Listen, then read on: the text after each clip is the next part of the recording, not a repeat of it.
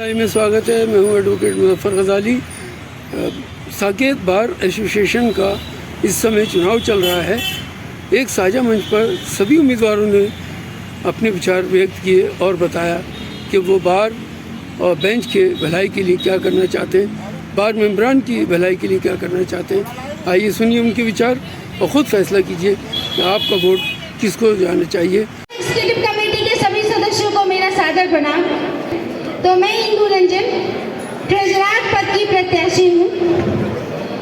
Treasurer बड़ा ही effective post है, तो अपने प्रेसियस वोट को देते समय ये याद रखिए कि आप साकेत बार के सारे सदस्यों के भविष्य को निर्धारित कर रहे हैं और उस आदमी के, उस लेडी के हाथ में कमान जाना चाहिए जो अनुभवी हो।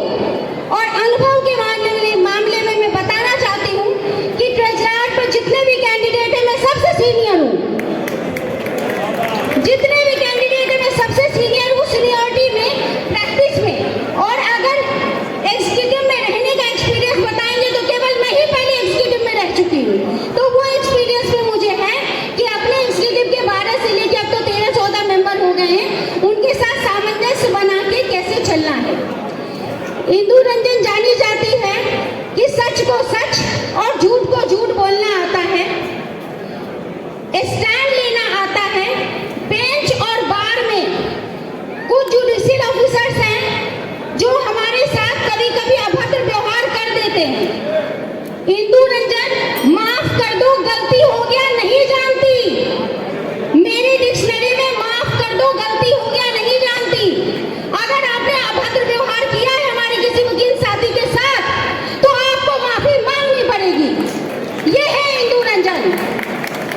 जब मैं 2015 में आप लोगों ने थंपिंग मेजॉरिटी के साथ, शायद वो रिकॉर्ड और किसी के नाम नहीं है, आप लोगों ने मुझे लेडी मेंबर एग्जीक्यूटिव बनाया था और तब मैं एक प्रण के साथ आई थी कि अपने किसी भाई के खिलाफ FIR नहीं होने दूंगी, झूठी FIR नहीं होगी। और जब तक मैं रही 2015 से 17 कोई भी झूठी FIR नहीं होने दिया, चाहे मुझे विटनेस बनना पड़ा, चाहे मुझे थाने जाना पड़ा। लेकिन किसी भी क्या होता है कि क्लाइंट इस बात का फायदा उठाते हैं, कभी कभी लेडी क्लाइंट आती है, फीस मांगते हैं, बदले में आपको फीस नहीं मिलती, FIR मिलती है। इंदु रंजन के होते हुए एक भी झूठी FIR नहीं होगी साकेत कोर्ट में। पक्ष की प्रत्याशी हूँ, ट्रेजरार के पोस्ट में इलेक्शन कंटेस्ट कर रही हूँ।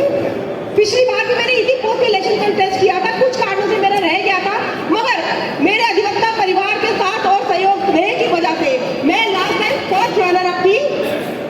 और 2014 से मेरी प्रैक्टिस स्टार्ट हुई है, 2014 से, और तब से मैं साकेत कोर्ट से जुड़ी हूँ। एक ऐसा रिश्ता बना साकेत कोर्ट से कि किसी ने बेटी बना लिया, किसी ने बहन बना लिया, कोई साथी बन गया। यहाँ रहती हूँ, दिन रात यहीं पे मेरा बीतता है, पूरा वक्त बीतता है, इसलिए यहाँ की समस्याओं से भी वाकिफ हूँ मैं। हमारे अधिवक्ता भाई जो है वो अगर कभी बीमार पड़ जाते हैं तो उन्हें वार्षिक 25,000 रुपए मिलते हैं। मैं उसे 1 लाख तक लेकर आने का वादा करती हूँ। हमारे अधिवक्ता परिवार में अगर कोई अधिवक्ता की अगर साथ में मृत्यु हो जाती है, उस समय परिवार को 50,000 रुपए का धनराशि दी जाती है आर्थिक सहायता के रूप में। मैं उसको 5 लाख तक लाऊंगी, ये मेरा सबसे वादा है। और उस वक्त के लिए अगर हमारे अधिवक्ता साथी अगर परिवारों पर निर्भर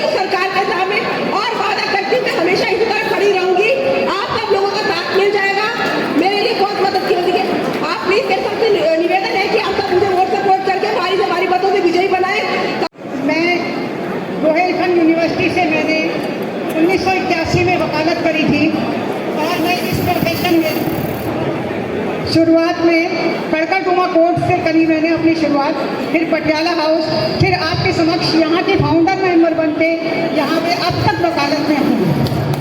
मेरा ये मानना है कि ये मेरा एक परिवार है। जैसे एक परिवार के साथ कोई भी दुविधा आती है, कोई भी परेशानी आती है, तो हम सब पे चोट लगती है। तो मैं ये चाहती हूँ कि जो हमारी बात है, जो अभी छोटी मोटी दुर्घटनाओं पे केवल 25,000 का वो देती है, इतनी महंगाई के समय में ये 25,000 का अमाउंट बहुत कम है।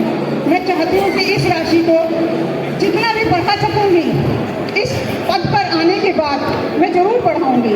और जो अकास्मिक कोई भी किसी के साथ दुर्घटना में मृत्यु हो जाती है, डेथ हो जाती है, तो हमारी बात केवल 50,000 का मामला है। मैं इस चीज़ का वायदा करती हूँ कि इस अमाउंट को मैं ज़रूर बढ़ाऊँगी। जो मेरे समक्ष व्यक्ति कोई भी ऐसा है जिसके परिवार की आर्थिक स्थिति ऐसी है, उसके दुर्घटना हो जाने से उसका पूरा परिवार बिखर जाता है, तो मैं चाहती हूँ कि मैं उसको ऐसी कोई आर्थिक सहायता दूँ ताकि उसका परिवार ऐसा हो जाए कि चलने लायक हो जाए। और हमारे यहाँ बहुत सारी समस्याएं हैं, जिन समस्याओं को हम समझते हैं और एक परिवार की तरह उनको दूर कर सकते हैं। तो मैं चाहती हूँ कि आप वहाँ इस पद में आने के बाद उस समस्या को पूरी तरीके से निर्वाह करूँ। और बहुत सारी बहनें ऐसी हैं जिनका आते हैं यहाँ, बहुत सारे बच्चे जो नए आते हैं, उनकी आने जाने का किराया भी नहीं निकल पाता है। मैं चाहती हूँ कि उन बच्चों को जो कि यहाँ आए हैं और वकालत प्रोफेशन में सीखना चाहते हैं, कुछ ऐसा स्टाइपेंड दिया जाए जिससे उनका कम से कम आने जाने का किराया तो निकले। 8 है। मैं ट्रेजरर की पोस्ट के लिए लड़ रही हूँ क्योंकि मैंने हमारे अभी तक में 8 साल हो गए प्रैक्टिस को, लेकिन कभी अकाउंट की ऑडिट होते हुए नहीं देखा है। तो मैं ऑडिट कराऊंगी, अकाउंट की ट्रांसपेरेंटी कराऊंगी, और इवन जो भी मार्केट का मेंबर अकाउंट की डिटेल लेना चाहता है, करंट हो या सेविंग हो, दोनों सब लोगों को प्रोवाइड कराऊंगी। और एक्सीडेंटल के लिए 2 लाख कराऊंगी और डेथ के लिए हो सके तो 10 लाख कराऊंगी। Thank you. और मैं आप सबसे उम्मीद करती हूँ एक बार मुझे मौका देकर तो देखिए, आप लोगों के लिए खड़ी रहूंगी और मैं खड़ी भी रहती हूँ। और जितना हो सके आप लोगों का आशीर्वाद चाहिए, vote support and elect. Thank you. And आप सबको पता है कि मैं ट्रेजरर की पोस्ट के लिए कंटेस्ट कर रही हूँ। I am practising since 2016। मैंने 2012 में LLB कंप्लीट किया था और उसके बाद मैंने कुछ टाइम जुडिशरी की तैयारी करी और तब से मैं प्रैक्टिस में हूँ। सबसे पहले तो मैं आपको ये बता दूं आप सभी को कि मैं 2012 से ही एडवोकेट वेलफेयर के लिए काम कर रही हूँ। Specially I am raising my voice for advocate protection act, क्योंकि सारी बातें एक तरफ हैं और एडवोकेट्स के साथ जो कंडक्ट पुलिस का और भी डिपार्टमेंट्स का रहता है, that is not acceptable at all. और रिसेंटली अभी रोहिणी में भी एक इंसिडेंट हुआ और आए दिन हम देश भर में ये घटनाएं हमारे सामने आती हैं। मैं राष्ट्रीय संयुक्त अधिवक्ता मंच है हमारा, उसके राष्ट्रीय महामंत्री भी हूँ और मैं उस पोस्ट पर 5 साल से हूँ। तो मैंने बार के इलेक्शंस कंटेस्ट करने का इसलिए सोचा कि I think it is a better platform कि मैं अपनी services and whatever possible in my capacity I can deliver to my fraternity. और I would be really grateful if you elect me for this post so I can do my best. और मुझे आप लोगों के साथ की ज़रूरत है, जो भी मुझसे बन पाएगा मैं करूँगी। और मैंने मेडिकल कैंप लगवाया था अभी हाल में अपनी फ्रेटर्निटी के लिए, and if I come I am going to conduct this camp quarterly. हर 3 महीने में ये कैंप लगेगा। This is my promise to everyone. और इसके अलावा भी मैं जो भी कर सकूँगी, दिन रात I am standing with you. And also one more issue I have in my mind की जुडिशियल और एडमिनिस्ट्रेटिव फ्रंट पे हमें एक स्ट्रॉन्ग इंसान चाहिए जो हमारी बात को उनके समक्ष रख सके और हमारी मांगों को मनवा भी सके। क्योंकि कई बार ये होता है कि we surrender due to certain circumstances which should not happen. हमारा स्टैंड बहुत ही फर्म होना चाहिए और हमें अपनी बात पे अड़िग रहना चाहिए। एंड प्लीज़ आप लोग मेरा साथ दीजिए, आई would be really grateful. And this is the first time I am contesting elections. मैं विमलेश नागर ट्रेजरर पद की उम्मीदवार हूँ। मेरा बैलेट नंबर 2 है।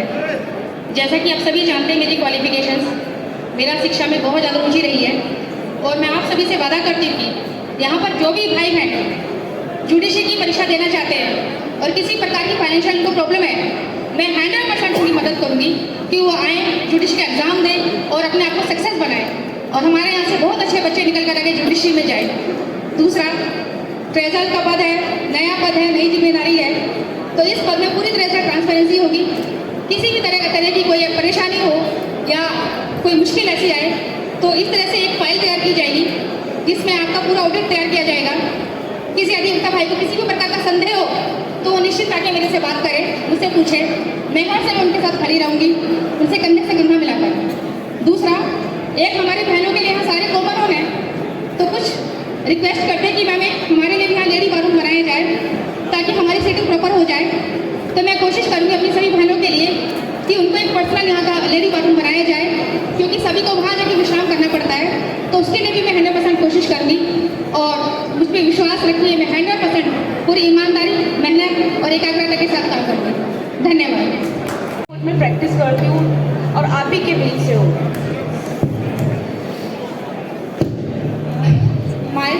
माय संकल्प for the upcoming election is कि मैं इस इलेक्शन के लीगल फेसिलिटी को और ज़्यादा इम्प्रूव करने के लिए आ रही हूँ, कंटेस्ट कर रही हूँ। एंड आप सभी से मेरा निवेदन है, प्लीज़ मुझे वोट सपोर्ट एंड इलेक्ट करें। एंड मेरे जो संकल्प है वो ये है कि मैं बार की जो हमारे बार के अकाउंट्स हैं उसमें बार के जो अकाउंट्स हैं उसमें ट्रांसपेरेंसी के लिए काम करूँगी। बार का जो भी अकाउंट है उसको प्रॉपर टाइम टू टाइम उसको ऑडिट कराऊंगी और उस ऑडिट की रिपोर्ट आप सबके बीच, जितने भी हमारे बार मेंबर्स हैं उनके बीच में सर्कुलेट करूँगी। अपने सीनियर्स को लड़वा सकते हैं, आपके लिए रात दिन मेहनत कर सकते हैं, तो हमें भी ज़रूरत है कि आपके तरफ से, सीनियर्स की तरफ से हमें सैलरीज मिलनी चाहिए, थोड़े तो स्टीपेंड मिलने चाहिए। जैसे कि साउथ में हम देखा जा रहा है, बाकी स्टेट्स में देखा जा रहा है कि उन्हें सैलरीज मिल रही है, तो हमारे दिल्ली के कोर्ट्स में, क्योंकि ये सेंट्रल आता है, जब हमारा सेंट्रल भी इस चीज़ को पूरा नहीं करेगा तो हम आगे कैसे बढ़ेंगे। दूसरा, मैं ये कहना चाहूँगी कि जब सैलरीज मिलेगी तो उसमें हम अपना खर्चा और बाकी चीज़ें कैसे पूरा करेंगे। तो मैं इसमें कन्वीनियंस में करना चाहूँगी कि आने जाने में हमें कन्वीनियंस मिलना चाहिए, हमारी बार की तरफ से कोई ट्रांसपोर्ट सिस्टम होना चाहिए